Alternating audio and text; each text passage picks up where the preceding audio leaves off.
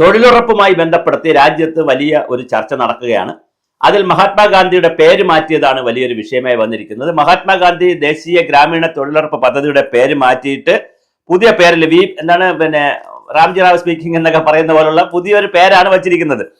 V B G Ramji അഥവാ വികസിത Bharat guarantee four Rozgar and Ajeevika mission ഗ്രാമീണ എന്നാണ് ബില്ലിന്റെ പേര്. അല്ലാത്തൊരു പേരാണ്. അപ്പൊ അത് കുറച്ചുകൂടി ഗാന്ധിജിയുടെ പേര് മാറ്റിയതിനൊക്കെ വലിയ വിവാദം നടക്കുന്നു. പക്ഷെ നമ്മുടെ വിഷയം അതല്ല.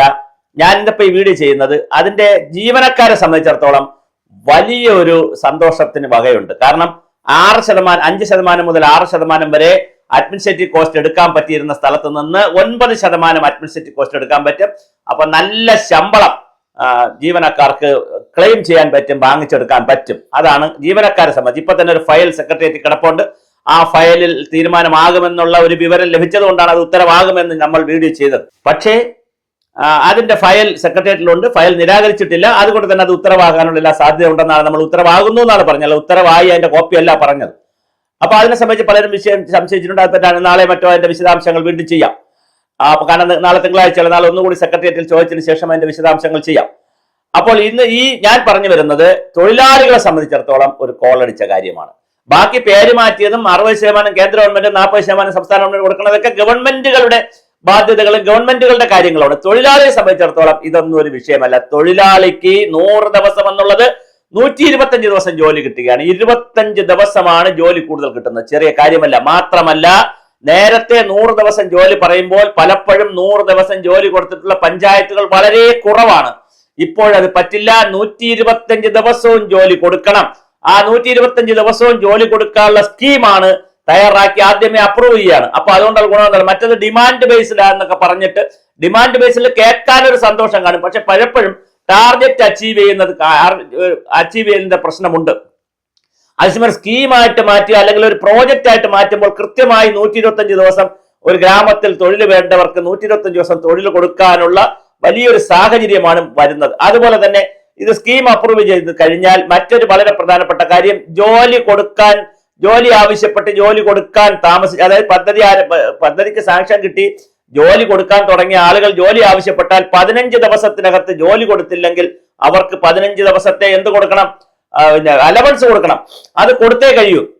അതുപോലെ 7 ദിവസത്തിനകത്ത് അവരുടെ ബില്ലുകൾ മാറുന്ന ഒരു വിഷയമുണ്ട്.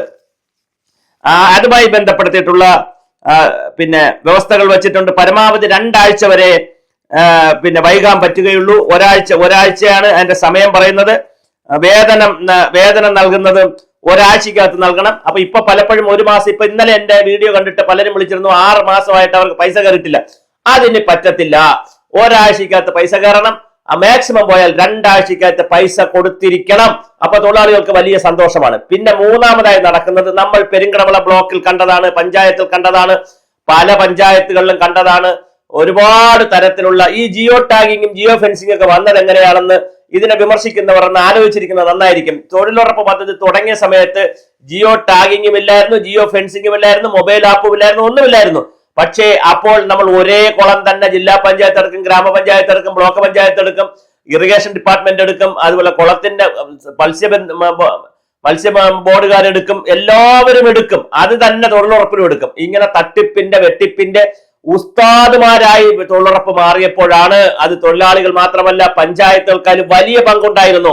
മെമ്പർമാർ പറയുന്ന ചെയ്യാത്ത റോഡിനുള്ള പണി, മാർക്കറ്റിന്റെ പണി ബുക്കിൽ കാണിച്ചിട്ട് റോഡിന്റെ പണി ചെയ്യിക്കൽ, റോഡിന്റെ പണി കാണിച്ചിട്ട് പറമ്പിലെ പണി ചെയ്യിക്കൽ, ഇങ്ങനെ വളരെ വ്യാപകമായിട്ടുള്ള അഴിമതി വന്നപ്പോഴാണ് ജിയോ ടാഗിംഗ് ആയി, പിന്നെ ജിയോ ഫെൻസിംഗ് ആയി, പിന്നെ അതിന്റെ കഥ മാറി ഇപ്പൊ എന്തായാലും വലിയ തട്ടിപ്പ് പിടിക്കാനുള്ള വലിയ ശ്രമം നടത്തിയിട്ടുണ്ട് ഈ പരിപാടികളിൽ. അപ്പൊ അതും തൊഴിലാളികളെ സംബന്ധിച്ചിടത്തോളം നല്ലതാണ്. കാരണം അവർക്ക് ഒരുപാട് തൊഴിൽ കിട്ടും. നമ്മൾ ഇതിനകത്ത് നോക്കുന്നത് ഒരു വിഷയം വരുമ്പോൾ എങ്ങനെയാണ് അതിനകത്തുള്ള പലരെയും ബാധിക്കുന്നത് എന്നുള്ള രീതിയിലാണ്.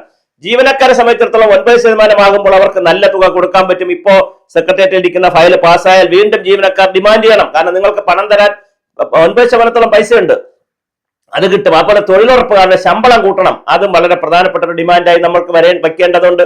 അതുപോലെ തന്നെ 125 ദിവസം ജോലി കിട്ടുന്നുണ്ട്. ഇത് വളരെ പ്രധാനപ്പെട്ട ഈ തട്ടിപ്പ് പരിപാടികളൊക്കെ മതിയാക്കുന്നതിന് വേണ്ടി ഉള്ളൊരു പുതിയ പ്രധാനമന്ത്രിയുടെ പിന്നെ എന്താണ് പുതിയ ഒരു മൊബൈൽ ആപ്പുമായി ബന്ധപ്പെടുത്തിയിട്ടുള്ള കാര്യങ്ങളിലേക്ക് ഇത് എൻട്രി ചെയ്യണം. അപ്പൊ അങ്ങനെ എൻട്രി ചെയ്യണം. പ്രധാനമന്ത്രിയുടെ മൊബൈൽ ആപ്പ് എന്നല്ല, പേരങ്ങനെ വന്നു. അപ്പൊ അങ്ങനെയുള്ള കാര്യങ്ങളൊക്കെ ചെയ്യുന്ന ഒരു കുറച്ചുകൂടി ക്രിയേറ്റീവ് ആയിട്ടുള്ള ഒരു പദ്ധതി നടത്തിപ്പാണ്. പിന്നെ അതിനകത്ത് വളരെ പ്രധാനപ്പെട്ട ചില കാര്യങ്ങളുണ്ട്. ജലസുരക്ഷയ്ക്ക് വലിയൊരു മാനദണ്ഡം കൊടുക്കുന്നു, കൃഷി മേഖലയ്ക്ക് വലിയ മാനദണ്ഡം കൊടുക്കുന്നു. അതുപോലെ തന്നെ വികസിത ഭാരതം എന്നുള്ള സങ്കല്പത്തിലേക്ക്, വികസിത കേരളം എന്നുള്ള സങ്കല്പത്തിലേക്ക് കുറെ കാര്യങ്ങൾ പറയുന്നു. ഇത് സർക്കാർ പറയുന്ന കാര്യമാണ് ഞാൻ ഈ പറയുന്നത്, അല്ല BJPക്ക് വേണ്ടി പറയുന്നതല്ല. BJP ആയിട്ട് അങ്ങനെ ഒരു ബന്ധം. സർക്കാർ പറയുന്ന അവരുടെ കറക്റ്റ് പ്രോജക്റ്റിന്റെ ഡോക്യുമെന്റിൽ പറയുന്ന കാര്യമാണ് ഞാൻ ഈ പറയുന്നത്. വികസിത ഭാരതത്തിന്റെ ലക്ഷ്യം വെച്ചുകൊണ്ട് ജലസുരക്ഷ, കാരണം ഇന്ത്യയിൽ എല്ലാവർക്കും ജലജീവ മിഷൻ വഴി 2 ടാപ്പ് വഴി വെള്ളം കൊടുത്തിരിക്കുകയാണ്. അപ്പൊ അവർക്കെല്ലാം ജലസുരക്ഷ ഉറപ്പാക്കിയാലേ വെള്ളം സ്ഥിരമായി കൊടുക്കാൻ കഴിയുള്ളൂ. അപ്പൊ ജലസുരക്ഷയുടെ പ്രോജക്റ്റുകൾ, അതുപോലെ തന്നെ നദികളുടെ സംരക്ഷണത്തിന്റെ പ്രോജക്റ്റുകൾ, കാർഷിക മേഖലയിലെ പ്രോജക്റ്റുകൾ, ഉൽപാദന മേഖലയിലെ പ്രോജക്റ്റുകൾ, ഇങ്ങനെ കുറെ കൂടി ക്രിയേറ്റീവായി പുല്ലുചുത്ത് പരിപാടികളൊക്കെ മതിയാക്കി കുറച്ചുകൂടി പിന്നെ വളരെ സീരിയസ് ആയിട്ടുള്ള കാര്യങ്ങളിലേക്ക്, അതുപോലെ GPS സംവിധാനം, ബയോമെട്രിക് ഹാജരും GPS സംവിധാനവും ഒക്കെ AI സംവിധാനങ്ങളൊക്കെ ഉപയോഗിക്കണം. നമ്മളിപ്പോ AI ക്യാമറ വെച്ച നാടല്ലേ, AI സംവിധാനം ഉപയോഗിക്കണ്ടേ? അപ്പൊ അതെല്ലാം ഉപയോഗിച്ചുകൊണ്ടുള്ള സമ്പൂർണമായും ഇത് പ്രൊഫഷണലായി കൊണ്ടുപോകുന്നതാണ്. അപ്പൊ സ്വാഭാവികമായിട്ടും നമുക്ക് ഈ തട്ടിപ്പും വെട്ടിപ്പും നടത്തുന്നവർക്ക് വലിയ ബുദ്ധിമുട്ടുണ്ടാവും. അതേസമയം തൊഴിലാളികളെ സംബന്ധിച്ചിടത്തോളം അവർക്ക് വലിയ മാറ്റമാണ് ഇതിൽ കിട്ടുന്നത്. 100 ദിവസം പോലും ജോലി കിട്ടാതിരുന്ന തൊഴിലാളികൾക്ക് 125 ദിവസം ജോലി കിട്ടുന്നു എന്നുള്ളത് ഇതിന്റെ വലിയൊരു മാഹാത്മ്യമാണ്. രണ്ടാമത് ഞാൻ പറഞ്ഞ 15 ദിവസത്തെ വേതനം അവർക്ക് കൊടുത്തേ കഴിയൂ. മൂന്നാമത്തെ കാര്യം എന്ന് പറയുന്നത് കേന്ദ്ര സർക്കാർ പറയുന്ന ജോലിക്ക് പുറമെ, ആ ദിവസങ്ങൾക്ക് പുറമെ 125 പുറമെ കൂടുതൽ ജോലി വേണമെങ്കിൽ സ്റ്റേറ്റിന് കൊടുക്കുകയും ചെയ്യാം. അപ്പൊ സ്റ്റേറ്റിന് പണമുണ്ടെങ്കിൽ, ഏതെങ്കിലും ഒരു സ്റ്റേറ്റിന് പണമുണ്ടെങ്കിൽ അവർക്ക് കൂടുതൽ ജോലി കൊടുക്കാൻ പറ്റും. അപ്പൊ 150 200 ദിവസം ജോലി കൊടുക്കണമെങ്കിൽ സ്റ്റേറ്റ് വിചാരിച്ചാൽ പറ്റും. അപ്പൊ ആ രീതിയിലേക്കുള്ള മഹത്തായ കുറെ നേട്ടങ്ങൾ തൊഴിലാളികളുടെ പോയിന്റ് ഓഫ് വ്യൂവിൽ നിന്ന് ചിന്തിക്കുമ്പോൾ ഈ പ്രോജക്റ്റിനോട് ഞാൻ ആദ്യമേ പറഞ്ഞു, മഹാത്മാഗാന്ധിജിയെ പോലുള്ള രാഷ്ട്രപിതാവായിട്ടുള്ള മഹാത്മാഗാന്ധിജിയുടെ പേരിലുള്ള ഒരു പദ്ധതി, അതും തുടക്കത്തിൽ മഹാത്മാഗാന്ധിജിയുടെ പേരിലല്ല പദ്ധതി തുടങ്ങിയത്. ദേശീയ നരേഗ NRAGS എന്ന പേരിൽ മാത്രമായിരുന്നു. ആ തുടങ്ങുന്ന സമയത്ത് മഹാത്മാഗാന്ധിയുടെ പേരില്ലായിരുന്നു. പക്ഷെ പിന്നെയാണ് MGNRAGS എന്ന് നരേഗ എന്ന് പറഞ്ഞിരുന്നത്. പിന്നെയാണ് MG നരേഗ എന്ന് പറയുന്ന ഒരു പേരിലേക്ക് വന്നത്. അപ്പൊ മഹാത്മാഗാന്ധിയുടെ പേര് ഒഴിവാക്കണം എന്നുള്ള അഭിപ്രായമുള്ള ആളല്ല ഞാൻ. കാരണം മഹാത്മാഗാന്ധി രാഷ്ട്രപിതാവാണ്. അദ്ദേഹത്തിന്റെ പേര് എല്ലാം ഇപ്പൊ നോട്ടിൽ വരെ വച്ചിരിക്കുന്നു. അപ്പൊ നോട്ടിൽ വെച്ചിരിക്കുമ്പോൾ നോട്ട് ഉപയോഗിക്കാതിരിക്കും, നമ്മൾ ഉപയോഗിക്കാതിരിക്കില്ലല്ലോ. അപ്പൊ അത്രയ്ക്ക് വലിയ പദവിയാണ് അദ്ദേഹത്തിന് നമ്മൾ കൊടുത്തിരിക്കുന്നത്, ഗാന്ധിജി കൊടുത്തത്. അതുകൊണ്ട് ഗാന്ധിയുടെ പേരൊന്നും മാറ്റേണ്ട ഒരു കാര്യമില്ല. പക്ഷെ ഇതിപ്പോ പറഞ്ഞ് റാംജി റാവ് സ്പീക്കിംഗ് എന്ന് പറയുന്ന തമാശയ്ക്ക് പറയുന്ന രീതിയിലേക്കുള്ള വായിൽ കൊള്ളാത്തൊരു പേരൊക്കെ വച്ചിരിക്കുന്നു. അതിനെതിരെ ശക്തമായി കോൺഗ്രസ് പ്രതിഷേധിക്കുന്നത് മനസ്സിലാവും. പിന്നെ സ്റ്റേറ്റ് പ്രതിഷേധിക്കുന്നത് ഈ 40% തുക സ്റ്റേറ്റിന് വെക്കണം, 60% അവർ തരുള്ളൂ. നേരത്തെ മെറ്റീരിയൽ കോസ്റ്റിന്റെ 25% ഒഴിച്ച് ബാക്കി തുകയൊക്കെ അവർ തരുമായിരുന്നു എന്നുള്ള കണക്കുകൾ ഉണ്ടായിരുന്നു.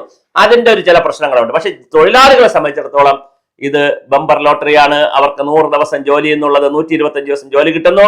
അവരുടെ ശമ്പള വർധന പിന്നെ സീരിയസ് ആയിട്ട് അവർ അതിനെക്കുറിച്ച് ചിന്തിക്കണം. അതുപോലെ തന്നെ നാടിന് വലിയ ഗുണമാണുള്ളത്. നാടിനുണ്ടാകുന്ന ഗുണം ഞാൻ ഈ പറഞ്ഞ പോലെ ജലസുരക്ഷയായാലും, ഭക്ഷ്യസുരക്ഷയായാലും, കാർഷിക സുരക്ഷയായാലും, അതുപോലെ നമ്മുടെ പരിസ്ഥിതി സംരക്ഷണമായാലും അതിലൊക്കെ വലിയ തോതിലാണ് മാറ്റം ഈ തൊഴിലുറപ്പ് കൊണ്ടുപോകാൻ പോകുന്നത്. അതുകൊണ്ട് പേരിലുള്ള കാര്യത്തിൽ എല്ലാ പാർട്ടികളും കൂടെ ഒന്നിച്ചിരുന്ന് സമവായത്തിലെത്തുക.